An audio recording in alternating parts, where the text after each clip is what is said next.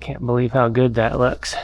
Hey guys, Matt with BleepinJeep. You remember the world's first off-road gooseneck trailer? You guys loved it, but you were quick to point out some of our flaws. So we're going back to the drawing board. We're gonna fix some things on the world's first off-road gooseneck.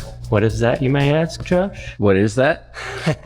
Well, check this out. We've been collecting parts. One of the biggest things that we want to change is we want to put steering on this trailer. So we've got a two-wheel drive Cherokee axle here, and we are going to chop this thing up, put full hydraulic steering and remote to be able to steer this trailer anywhere we go. Let's get started.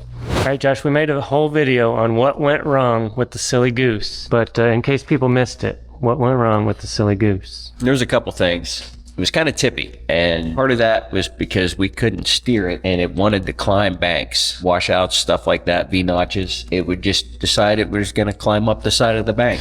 Whichever way the Comanche leaned, it followed that. So I think some steering on this axle is going to solve that. Also, we had this cool idea, put an alternator on the rear axle. That kind of didn't work out as planned. It would work for about 10 minutes and that was it. So we're gonna solve the battery charging issue in two different ways. Some solar and running off the Comanche's battery for quick charging. When we were camping, there wasn't the most light, so we're gonna put some lights up on here. It just caught me how tall this thing is. It's tall. Look at so his head is just... So that's another problem, and we're gonna solve two problems in one with this. When you come up around a tree, the tree would wanna catch and maybe go on the body here. So we're gonna put a little kick out, and that'll also give a step. And if we get around to it, we'd like to get some smaller tires and lower this thing a little bit. The problem with doing that is we built this gooseneck part for this height. And we did that for a couple reasons, but if we can, we'd like to lower it. The problem is we'll have to cut this off and reconfigure the gooseneck part. So we're still debating on that, but I'd like to have the tires and wheels matching because that was one of the complaints that you guys had. For whatever reason, you wanted the wheels and tires to match on the rear. So we do have a set of these same Vision wheels that we're going to put on it, and we are looking into getting some smaller Mickey Thompsons. If you remember in the original video, we had kind of mix match of everything. Anything else? We're going to solid mount the axle, and that should help a little bit tippy. That's going to be strange. I've never solid mounted an axle before, but I think the plan is to just get rid of these leaf springs, solid mount it, and have all the suspension in the tire. We won't even need shocks. No shocks. All right, I think the first thing to do is get this axle prepped. So we'll start cutting on this thing, and we're also, at the same time, we're going to widen it. So got a bunch of tubes here to cut this thing in half, widen it out. That way it'll be the same width and track the same width as the Comanche here. So this is a Cherokee two-wheel drive front axle. We don't need all the bracketry on here, so we have to cut this off. But the reason we chose this is for the steering, one. Two, it's a solid straight axle in the middle. There's no differential or pumpkin, so that's going to give us extra ground clearance. And it's just going to be a good lightweight choice for our trailer. Oh, Josh, I forgot we're going to have to run the spacers because they're not just spacers, but they changed the pattern. Oh, yeah.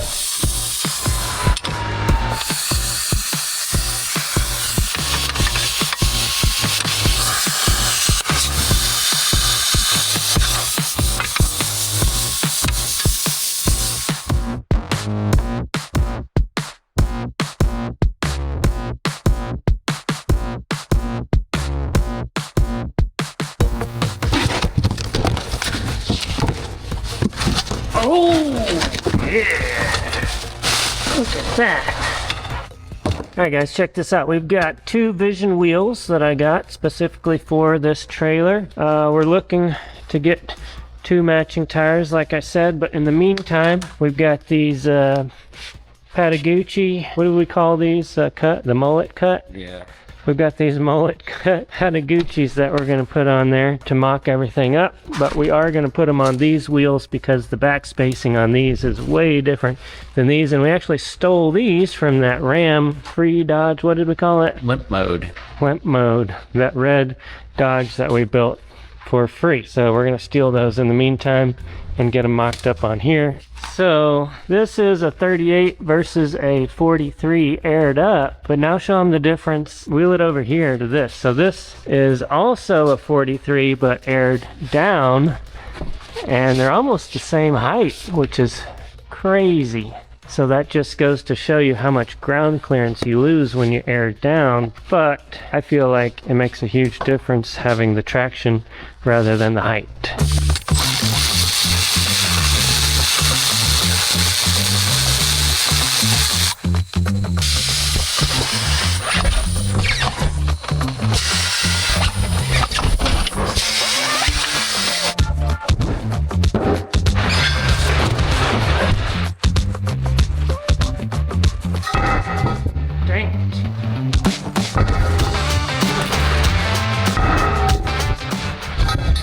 It pushes right in.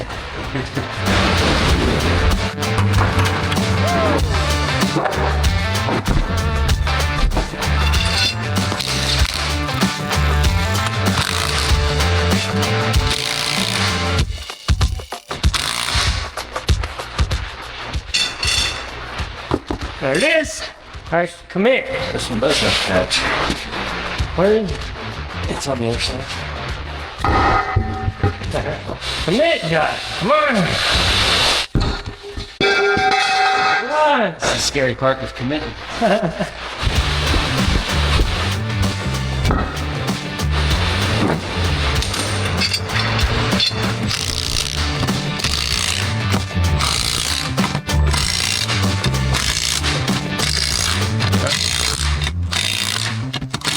What's the torque on that? What's the torque spec?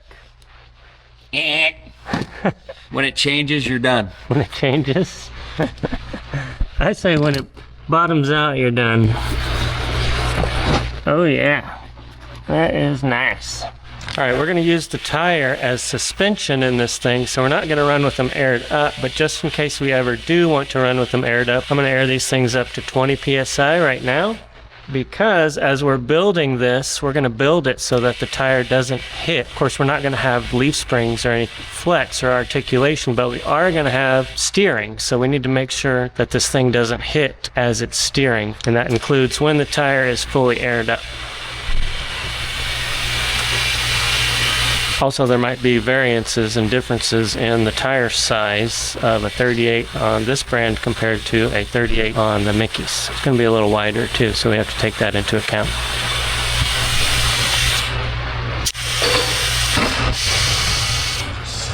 Maybe an inch and a half. What's your verdict? We'll have to have about an inch and a half more clearance than this gives us. Inch and a half? Yeah. Probably on the big knobs sticking out. Oh, you're talking about on the edges? Yeah. Gotcha. And the feeble little minds. I didn't say nothing. I love you. All right, Josh. So we need to take these wheels and tires off now, but the problem with this trailer, it's kind of tricky to maneuver once we take everything off. Do we want to build it here, or do we want to push it over into the lift? How do we want to situate this thing? Because it's going to be there for the next couple weeks while we build on it. If we build it here, we're going to have a stand. We're going to have stands, but we have room from side to side. If we put it on the lift, we're going to be cramped by the lift, but it'll be nice and stable on a lift. So options. We've got too many options.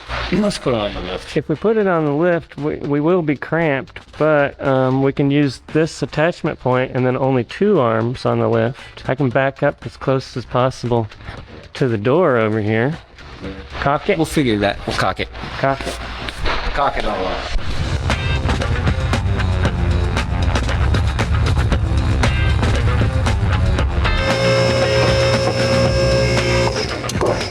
You ready? That's an interesting way to lift something, but it works. How stable is it? Oh yeah, that's stable.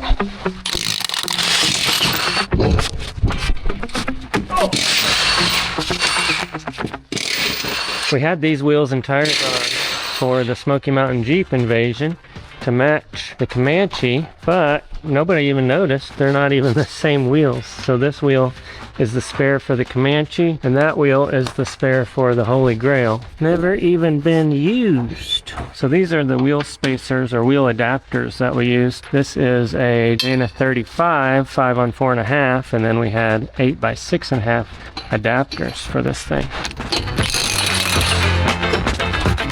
Look at Josh doing math. Josh, I just had a great idea. Bear with me here. We've got a 2-wheel drive axle right here. Somewhere over in the other building, I've got those orange RCV balls. We take them and we glue them in here, so when people look from the outside, they think we have RCVs in our trailer. I like that idea.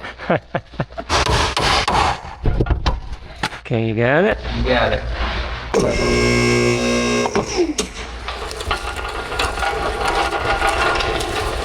Now that looks like some sort of Back to the Future mobile. Look at that. That is cool. You know what would be awesome is if we lived in the snow, we could just put like skis on here. Wouldn't that be cool? It's about that time of year.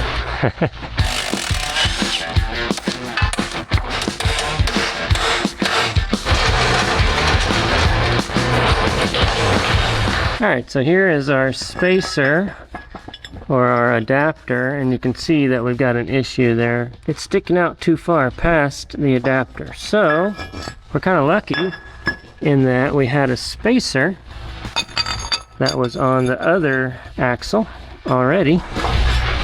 Actually, it was on this axle, wasn't it? It was on this axle. And then we can put this adapter here. And you can see now it's not sticking out too far. The other option would be to cut every single one of those. Alright, let's get some wheels on here. I thought the next step was going to be to make a tie rod, but then Josh reminded me that we still have to widen this thing. So if we made a tie rod, then the tie rod would be too short. So let's get this on. We'll kind of put this down and see how much wider we need to make the axle. We have guesses, we have math, but sometimes math doesn't work. Did you know that, Josh? Math always works. It's the people doing the math that don't work sometimes. It actually doesn't. When you get down to the molecular level, math breaks down. And we are at the molecular level here.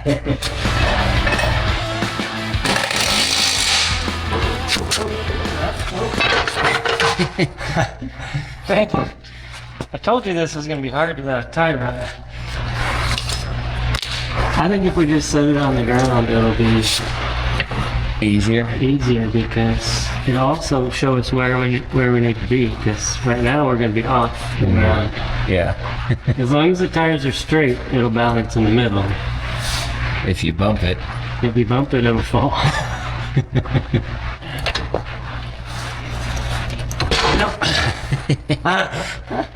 All right, let's try the ground.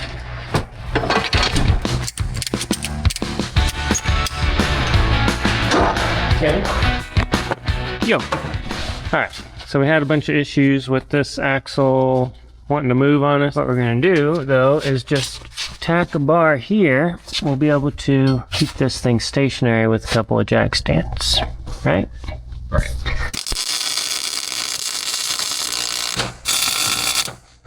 Oh, yeah. Look at that. That's good. If we really wanted to get crazy and have a bunch of ground clearance, we could make a truss on this thing that comes up and over and then cut the center section out of the tube. We could, but ground clearance, we never had that issue.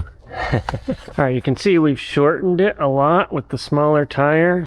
We brought this down. We're going to have to reconfigure the tube, but what we need to do next is see how much wider we need the axle to be by turning, because we're going to have steering on this, remember, but the steering is going to have to clear even when it's turned.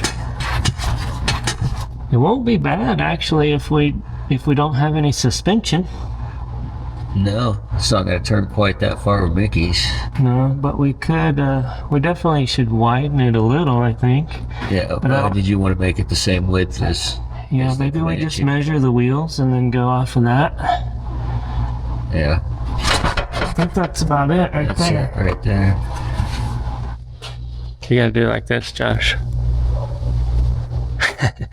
So after looking this over for about 20 minutes, we moved it around, we got it situated, we moved it some more, got it situated. We decided instead of matching the width on this, because it's gonna look really weird lower down like that with a super wide axle, we're only gonna add 3 inches. Or just walk away from it altogether.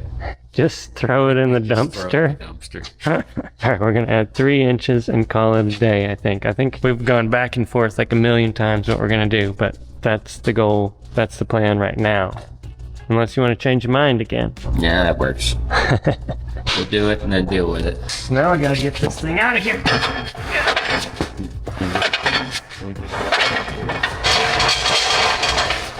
Go, Josh, you got this.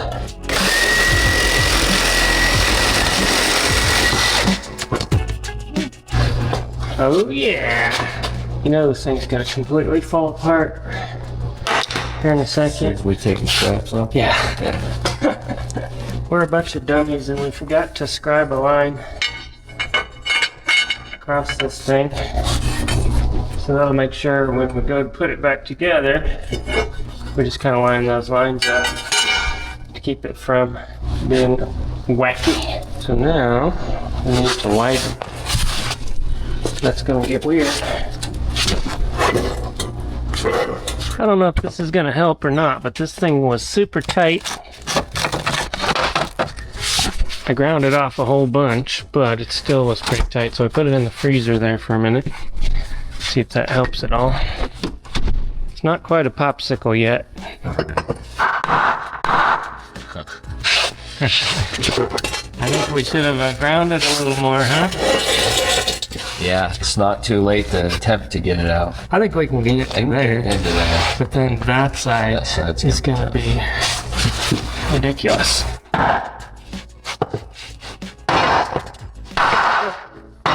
Like this.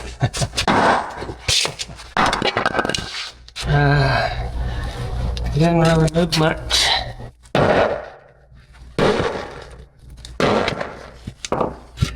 Moving very slow, but it's moving. Yeah, we're a little over halfway in. Think this is gonna work? 50-50. 50-50. 50-50. We could get the whole thing glowing red, it would definitely cook in there. That's worse. Worse? He didn't budge at all. Okay.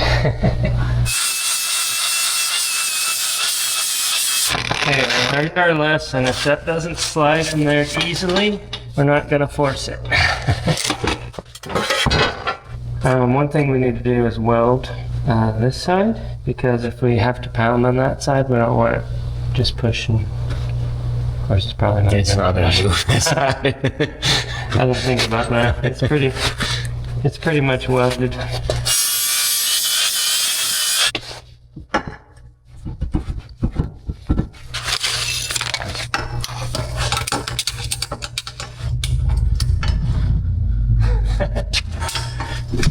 There it is.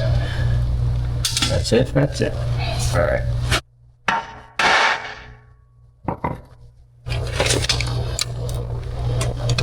That's a lot of work for 3 inches.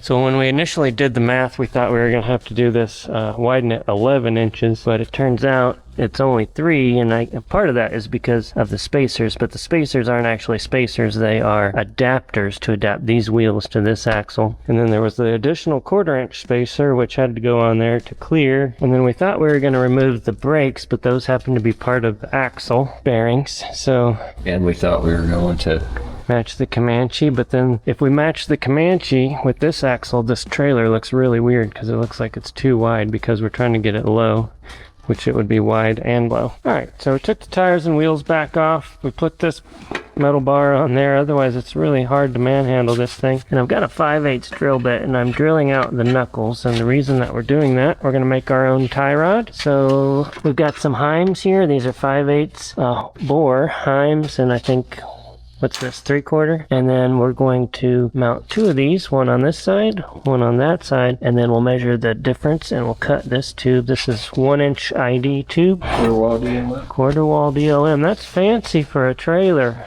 It's tough. It's gonna be a tough trailer. All right.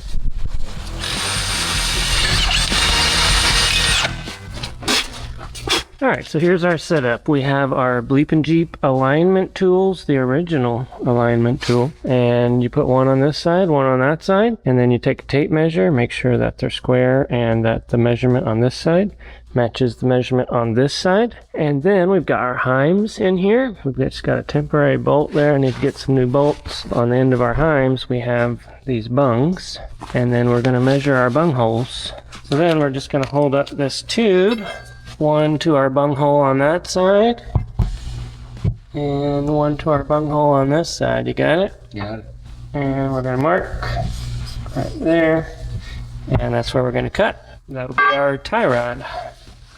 Did you have your bung hole in the right spot? I had the correct bung hole position. Yes. Nice. Better? Get one of these. If you guys don't have one, you need one. They don't know what it is. What is it? Metal chop saw. I keep seeing ads for a metal chop saw that has angles, like a compound miter chop saw. Yeah, for the same brand as that one, except more expensive. Yeah, and it's got like a little table that comes with it. Now tell me that fits in there. That fits in there. Did you want me to mean it or just tell you?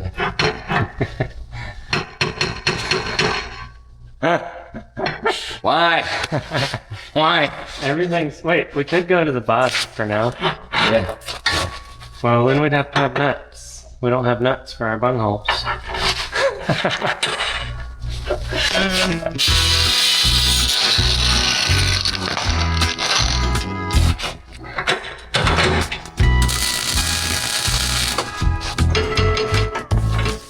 You might be wondering why we keep welding this bar on here, but it's because if you don't have that on the 2-wheel drive axle, you don't have the pumpkin to attach to, so the whole thing just wants to spin and flop everywhere. Okay, so now we should have steering. Check that out. Oh, that's not tacked. We should tack that next. What a bunch of goobers. Now we have steering. Get that. Fancy. World's first off-road gooseneck with steer axles. You guys can't argue that, no matter how hard you try. So many people were angry about that. It's funny. All right, you're gonna go look at a house? I'm gonna look at a house. Good luck. On wheels. I'm gonna tie this shirt around my neck, You don't even have Coach your... boy style. Is that yours? I think you're trying to steal my shirt. I think it was mine. I thought I took mine off right there. I can tell you in a second. Did you write your name in it? No. That's yours. Yep, that's mine. Mine's up here. We're gonna have to start writing our names on our shirts. Yours are always new. Yours are always dirty. Yeah, mine are always worn in a little bit. Alright, good luck. Alright. Alright, what we're going to do next is put the wheels and tires back on here, roll it up under there, and get it situated in the perfect spot to get all welded in. It's going to be easier said than done.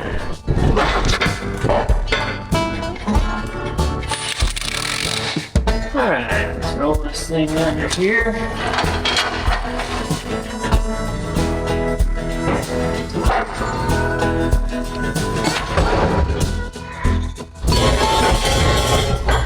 Okay, check this out. So that's about where it's going to sit. Obviously, we're going to try to level this out. But what I need to do now is lift this. Oh, I need to lift this back up. And I need to cut off the brackets for the leaf springs. So cut those off, cut these off. And then I'm going to make some plates here to mount a tube going this way, and then on this one I'll use this plate here that's under here and make a tube down to the axle. Remember, we're not doing any suspension. We're going to have the tire be the suspension. It's going to be solid mounted. That looks crazy.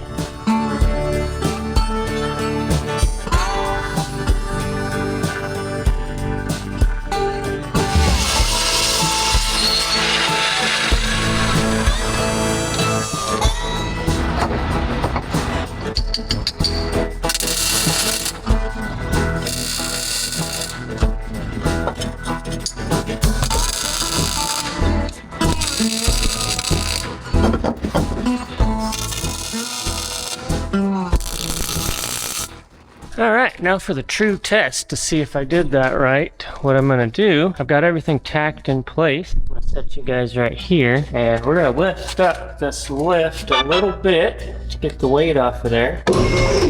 Yeah, look at that. Now, we can cycle this. Uh-oh. It does hit, but I think what we're gonna do instead of rearranging everything, man, it's got a lot of scrub radius, I think is the issue there. I think what we'll do instead is just cut the fender a little bit out. This is a stock fender flare still, so there's still a lot of room right here to do some clearancing. Let's go to the other side to see if that hits on this side as well, and it does. So I'm going to clearance out that like you would do on a typical Cherokee rear. You got to remember this is a rear of a Cherokee, so there's a pinch seam in there. I can cut this out however I see fit and then push that pinch seam back and knock it over. Backside I think is going to be just fine here. We got plenty of room there, and you got to remember that this is aired up to 20 psi right now, which we won't have on the trail. Check that out. How weird is that going to be whenever somebody sees you pulling this thing and it just steers out to the side? That's going to be so awesome. All right, you can tell that this has really been taken care of here. What I'm going to do is just draw a line, eyeball a straight across line here. I'm going to chop this plastic out from the fender flare. Man, I think my eyeballs are crooked. Something like that. So look straight to you guys.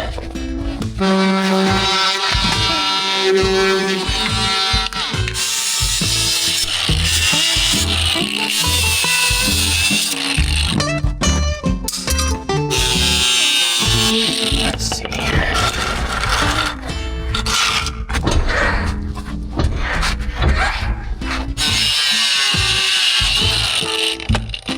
All right, good enough for government work. Look at that. Clears now. What's great about this is we don't have any suspension to worry about, so there's never a chance that that's going to flex up into the fender. How crazy that looks. All right, guys, welcome back. It is Monday. Check this out. That looks pretty cool way up there, doesn't it? So this morning I got everything welded up from what we accomplished last week. I've got these tubes welded in to the axle, to the frame. I still need to do like a cross member or maybe an X or something. It's pretty good this way, but if it ever were to take an impact in this direction, it could just fold over. So I need some sort of a brace coming in at an angle this way, some triangulation. I also welded up the axle tube, and then I took a few minutes and I got this steering perfectly straight. And instead of doing that a million times, which we typically end up doing, I was thinking to myself, there's got to be some sort of way where I can get it straight every time, and I came up with this. So I think this is going to do the trick. Do you guys know what I have in mind? If not, check this out. You may be thinking, well, that's going to keep things straight, all right. Well, hold on one second, check this out. All right, now watch this. I can rotate the steering left to right, but I always know when those two line up, that is exactly straight. That's just temporary, of course, because now what I want to do is get the steering ram situated and whatnot, but I want to, you know, test things. I want to move things around, and that will just help me be able to get things straight or semi-straight without having to go back through the entire measuring process.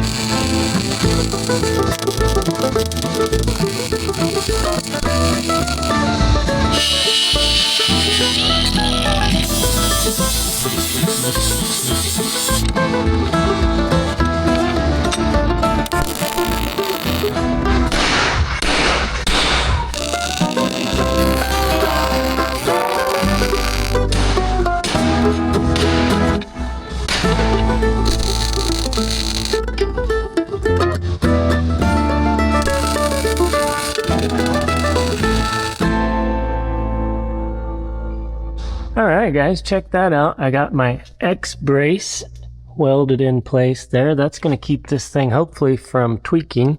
If it gets hit from the side, like a side impact, it'll keep that from just folding over. And also what that's going to do, hopefully, is allow for a place to mount the hydraulic pump, because I'm going to need a hydraulic pump for the hydraulic ram, and I'd like to mount it right on that X if possible. Next up, I want to get this tie rod out of here and get that thing finalized, welded, because right now it's still just tacked in place.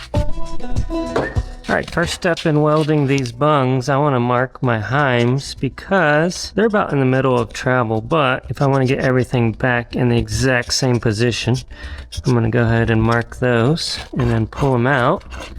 I'm still waiting for another one of these in the mail because I lost the nut, the lock nut that goes on here. Okay, now inevitably you're going to get one of these bungs that lock up on you when you weld it. The problem is if you weld too hot, then it makes it warp and you can't get that threaded back in. But the trick, the secret I've found, the best way I've come up with, I like to take some anti-seize first, get that all on the inside of the threads, and then next up we're going to make sure that splatter doesn't splatter in there. So I'm going to tape the outside here like so, and I'm going to weld this, of course, with the heim out of it. Now I'm going to weld not super hot down in there, and then if I need to, I'll make another pass around the outside. I don't want to weld super hot right down in the very bottom because that will melt the threads, which there are female threads all the way down this inner bung.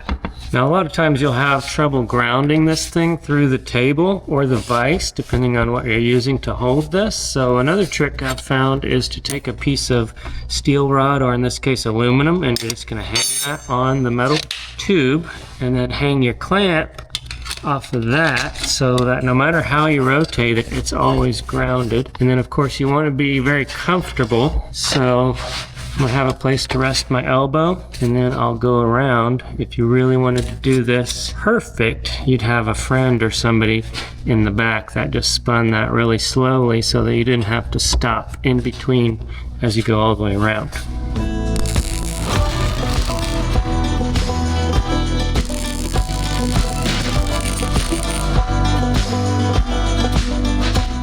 Now pull the tape off. I'll let that cool naturally. I don't think I need to do another round. If it was like a lower control arm, I might. Of course it would be thicker and I would get a better weld on there, but since this is just for steering, I think that is plenty strong enough, and we'll go ahead and do the other side. That stinks. That stinks.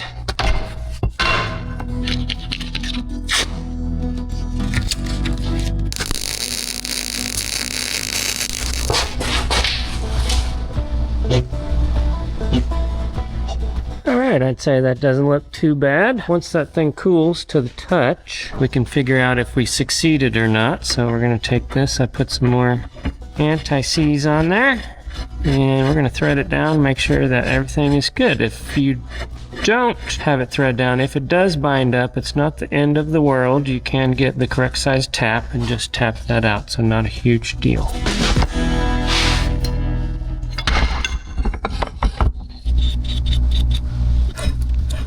Alright, let's put this back in. There it is. Alright, now with any luck, put that back right in the center, and we'll still be centered.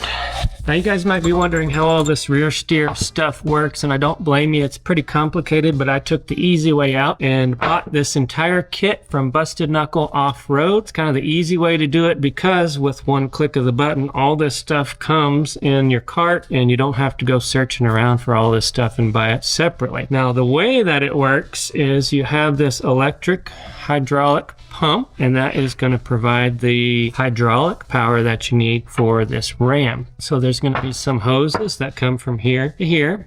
Busted Knuckle manufactures their own little handle here, so you've got left, right, and then you can lock it so that it stays in place. When you let go, it'll self-center. So the self-centering portion is pretty nifty, and I think there's only 2 companies that make the self-centering feature, and Busted Knuckle is one of them. But the main brains of that is this guy right here, and there's a little rod that goes in here, and there's 2 sensors that fit on the edge of this thing. This is kind of the brains of the operation here, basically just a bunch of relays, but it lets it know when it's not self-centered. Based on your input selections here, it lets it know when to self-center. This handle gets wired to the brain, and then the brain gets wired to the pump, and then it all just works together. Now what I'm going to have to do, since this is a trailer and I want this to be wireless, I'm going to have to figure out some sort of RF between here and here, because I want to be able to have this just on a magnet maybe inside my Jeep, and it's going to have a battery, of course, and an RF signal. There's 5 or 6 wires in here, and I need to be able to transfer that wirelessly to this little box right here. If any of you guys know how to do that or want to come figure that out for me, let me know, because wiring and radio electronic frequencies via the Bluetooth is not my forte. But otherwise, if it wasn't for that, this kit would just be plug and play. So one of the cool things about this is it's clockable. So we've already clocked this, but it's kind of funny. We thought we were going to mount this up underneath to the floor, but now that I've got that cross member and everything situated, I think I want to clock it back 180 degrees. So all you do is you take this reservoir. This is the reservoir for pump. And there's these screws on the outside here. You take those out, and then you can clock this any number of which ways. And so I just need to go ahead and clock it back to the way that it originally was. I think that's going to be the best way. I'm thinking we're going to mount this kind of right on the axle tube a little bit higher. And this is where you put the hydraulic oil. So we want that facing up, which is going to be the other way around. So just take these screws out again.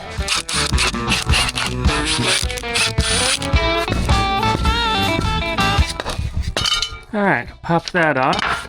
Now, I think I'm going to actually turn this 90 degrees. So the bottom is going to be this side. What we want to do is make sure that the pickup tube picking up from the bottom. So that'll be right there. So it's going to sit like this. That's the pickup. That's the return. And then we'll put this back. There we go. And I'm going to put a little thread locker on there this time, so hopefully don't have to do that anymore, because it's going to be pretty stuck now. Alright guys, here's what I came up with. I've got a piece of angle. Now this is going to need more bracketry on the outside here, but we're going to use this to get started. And the lovely Hope, the lunch lady, is here to help. So let me show you what I need you to do. Hold that for a sec. Okay. This thing's really heavy. Right.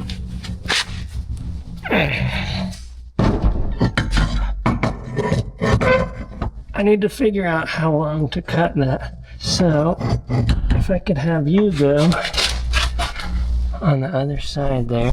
You see how the Jeep or the trailer is kind of leaned forward a little bit?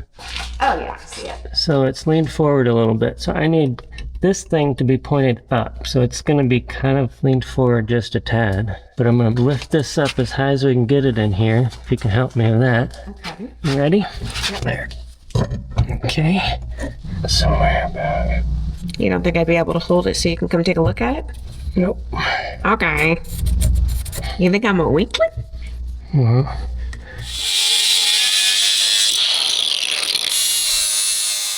Okay. Does that look about right to you? Mm-hmm. Looks. 2 thumbs up. All right. Let's see how we did. Okay. Look at that. Look at that. You're so fancy. It looks to me like it needs to lean back some more, huh? A little. Yeah, hold that for a second. Okay. You got it? Yep. Oh, just kidding. All right, guys, check this out. So I've got to have clearance here. You might be wondering about the cap. So what I'm going to do is cut a hole in the floorboard here and extend that up so that we'll be able to fill from the inside. What the heck is this? It's a hydraulic pump.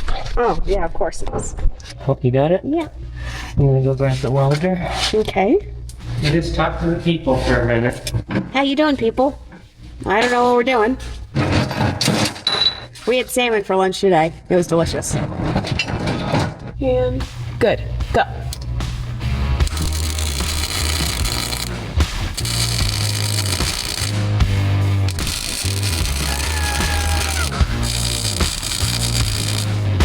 look at that. Look at that. It's so fancy. All right. Yeah.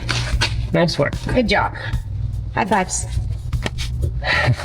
So that's a start. I'm gonna make some more triangulation, but I just needed help holding that in place so I could get it situated. I'm gonna have another bracket that holds here. Looks like I could probably triangulate off of this direction here to make that sturdier. There's not gonna be any torque on it since it's a hydraulic pump, but I just want to keep it from bouncing around. Right? Agreed. Is that clear? Very nice. Oh yeah. Yeah, you got plenty of room. What do you think of this steering? Your steering is so awesome, honey. I love how you've showed it to me 20 times. Isn't that great? Yes, you showed your son. You'll show anybody who will look. He did a great job. We're so proud. You're such a slave weight. There's a little bit of rust there. I didn't notice that before. See that? Yeah. For this other side, let's take a piece of flat bar at 11 inches. And we're going to cut that. I'll cope the end to fit on that round too.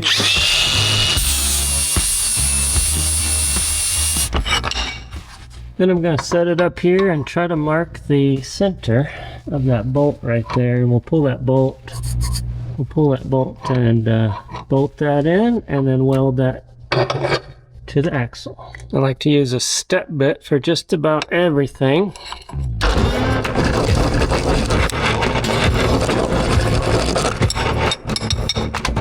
I think that's going to be just about the right size. Let's see if this bolt, it's a very odd long bolt.